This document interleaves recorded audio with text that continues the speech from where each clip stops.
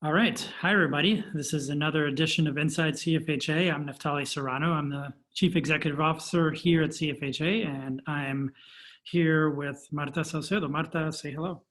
Everyone, Marta Saucedo, Project Manager of CFHA and Strategic Development as well.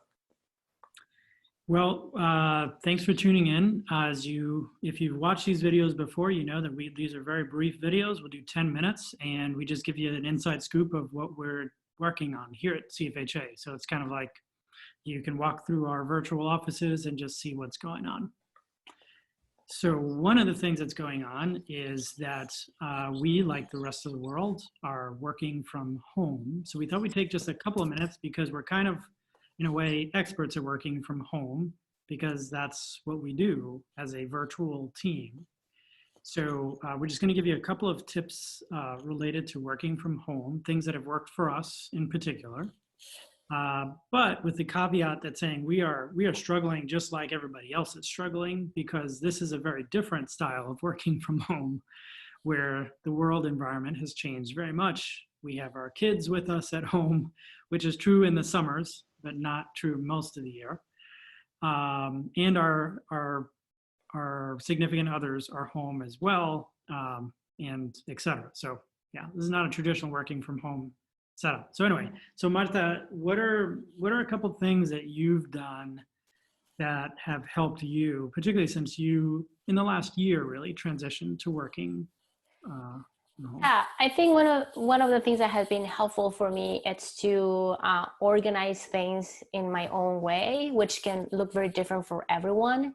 But like I cannot kind of share my screen, but I have these kind of post-its and things that are reminders for myself.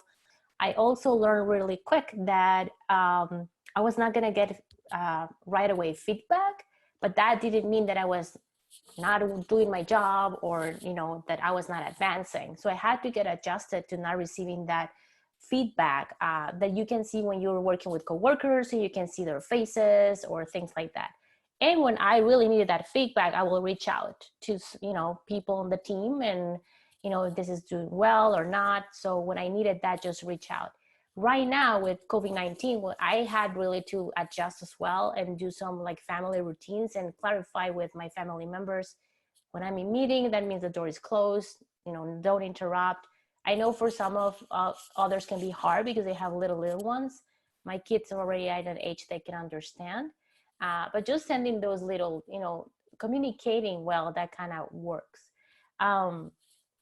And also be gentle with yourself, particularly right now, even though you're at home, you can feel tired and fatigued with all what is happening. Even, you're not so active, but that can also cause fatigue. And be gentle with yourself and feeling like some days you might do less and other days you feel more energetic and do more. So be very gentle with yourself. So I think those are the things that have really helped me. What about for you, Nev? Yeah, I think those are great points. You have the really nice setup where you have your own home office. So I know a lot of people out there don't have a separate room in their house or a separate space. And so that, that can be really, really tough. For me, I literally had to create my own space when I started working from home. So I definitely encourage everyone who works from home, even if you just have a corner of a room, to set it up as a workspace for yourself so that there's less daily friction every day when you wake up to set up where your laptop goes or where your pens are or where your sticky notes are, whatever it is, just to make it somewhat of a separate space, even if it's in the same room as your kids in the other corner. That sort of environmental thing helps out a lot.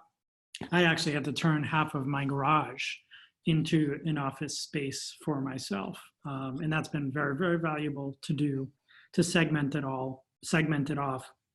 And I think particularly during this time when there's a lot of anxiety and a lot of stress, any little thing you can do to reduce that stress and that feeling of friction is going to be really, really important for your mental health and productivity. So space matters, I think, with that. And then with what you said, Martha, about like feeling productive, that is very different when you work from home, like you said, because you're not getting feedback from coworkers. So what I have is I have a series of checklists. So I have a long-term checklist that's on an online software called Basecamp, and that has the big projects and the checklists over time, so that I know that things need to be done over months or weeks.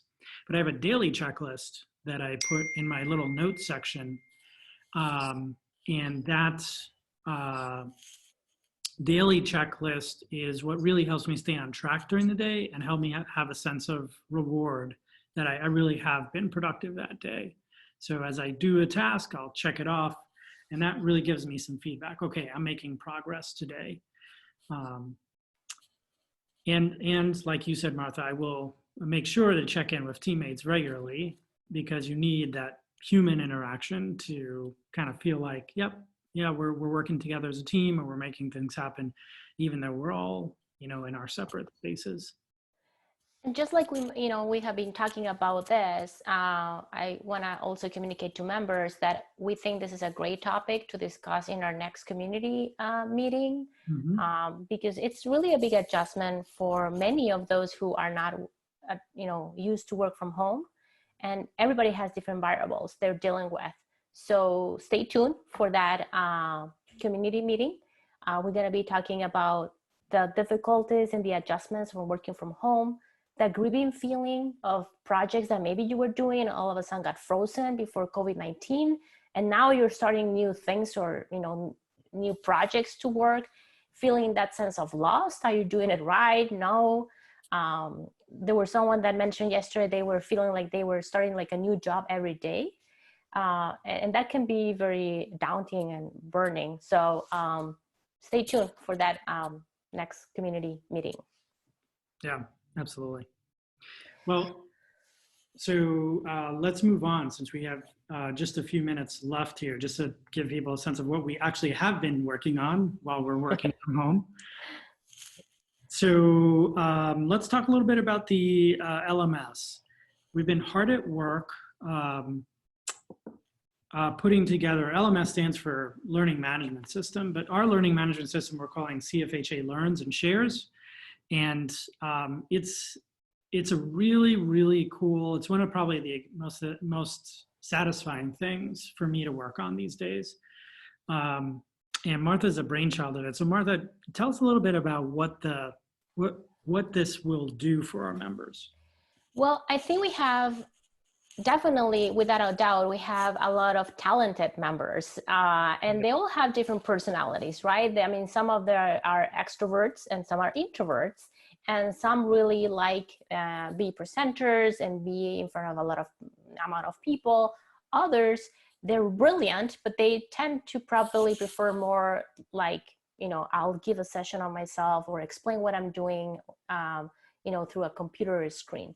And this is exactly what this platform wants to do, to kind of capture all the talents of members that we have, what they're doing, all the initiatives they're working, and be a place where everyone can learn from everyone. So a member can share what they're doing, and everybody can learn from that. And also as a member, you can come and learn depending on the level that you are in your professional life. They're going to be beginner stuff, intermediate stuff, advanced, all the way from, we all have different ways of learning. Some people have more like a visual style, others are more like reading. So we're gonna have articles, we're gonna have short videos. I mean, if your agenda is very busy and you just have short periods of times, you'll have those very short videos. You also will find longer videos, like an hour, like, going to a conference kind of style thing. So we're working very hard on this, and as we start, when we decide to launch it, which we're pushing July, hopefully that's going to be our day. We also want members to give us their feedback about what they're looking. So our goal is to make it very friendly, very easy to use, and that everybody can share and everybody can learn from that same platform. Absolutely. And you said it perfectly. The vision behind this is definitely to capture the talent of our CFHA members and to just enhance our ability to share with each other what we've learned. And it's sort of like, in a way, I think of it as an extension of the listserv, where we share a lot of information, share our knowledge. But, what if we want to kind of share and have it be a more permanent kind of sharing, something somebody can come back to and learn from over and over again. So we're excited about it. So keep up to date with us around that. Again, the launch date should be around July 1st. Now, the other thing that's related to that is that we're also likely going to be using the platform to host many of our sessions for the 2020 conference. So that's going to be another added bonus. So people are going to get real familiar with this platform this year. So the conference is happening. That definitely is happening. So reserve for that. Use your continuing education money that you have in your agencies for those who have it, because the conference is going to happen. It has great content. We already started reviewing some of the sessions, and it's just looking phenomenal. And I think it's going to be a great opportunity for everyone to continue to learn and be motivated, and even learn more about COVID and know COVID and everything what is going on with the world right now. Yeah, we definitely promise non-COVID material.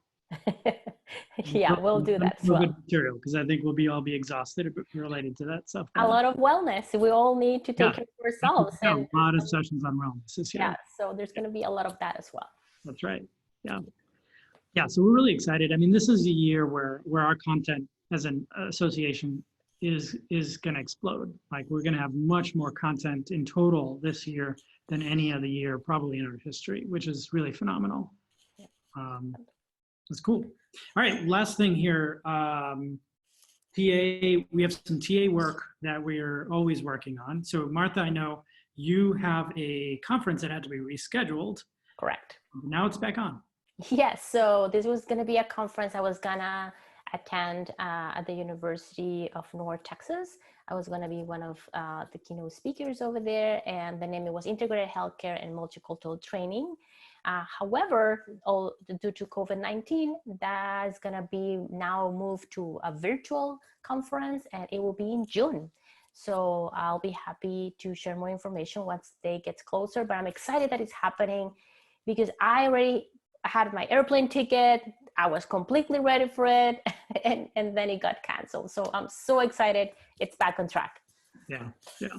It's a great topic as well. And we're actually, it reminds me that at our conference, one of the nice things we're seeing as we review our sessions is we've got a lot of similar type topics that you're going to be presenting at North Texas on issues of diversity as they apply to healthcare. So yeah, good stuff.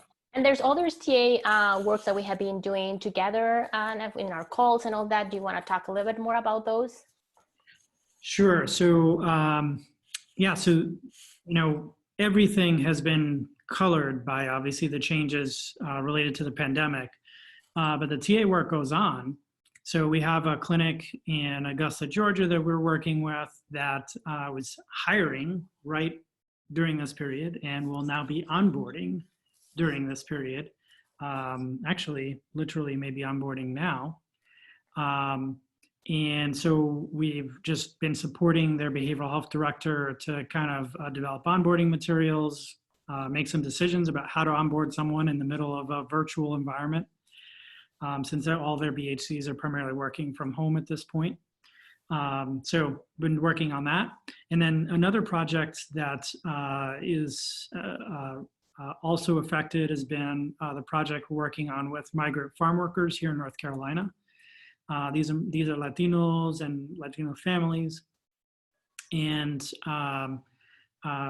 we've been working on supporting the outreach workers that work to reach out to these families for their healthcare. So this Friday, for example, doing a little training it's actually more of a facilitated session for these outreach workers as they seek to help provide support for the farm workers who are still working, still living in tight quarters, and probably very anxious and concerned about their own health. Just as these outreach workers are also feeling pretty unproductive these days since they can't do outreach in the traditional way. So just gives you a sense of the kind of the range of projects. The other project that's kind of COVID related is telehealth training, where we're developing some slides for an organization to help onboard their mental health professionals to successfully provide virtual visits. So we're developing the modules for that training. So a lot of stuff has been affected by COVID, but the truth is that the work goes on, and we're just very honored to be a part of being able to support mental health professionals and other healthcare professionals as they try to do their work. And also learn how even the circumstances that had pushed a lot of clinics to go into telehealth, there's going to be there's starting to be movements in, reimbursement and billing. So I think, we're going the good track here. We're trying, there were things that they were trying to be pushed for years, and all of a sudden it got pushed in a month or two.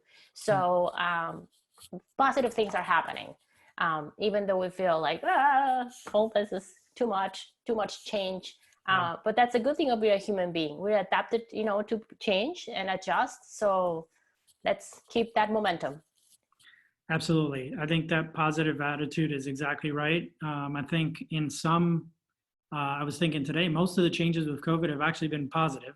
It's just that it's a lot of change. It's just all at once. It's all at once. Absolutely. But it's actually been a lot of positive change, a lot of good things, obviously amidst the hard things for folks. And we certainly feel for folks out there, particularly on the Northeast and the coasts, where the actual pandemic is much more difficult than it is in areas where Martha and I live, Midwest and Southeast.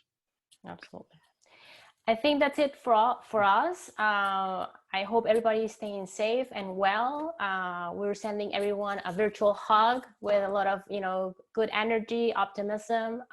We're here for all of you. And thank you. Thank you to all the members for making CFHA being alive and a heart beating constantly, and a motivation for all of us who work here at CFHA. Bye.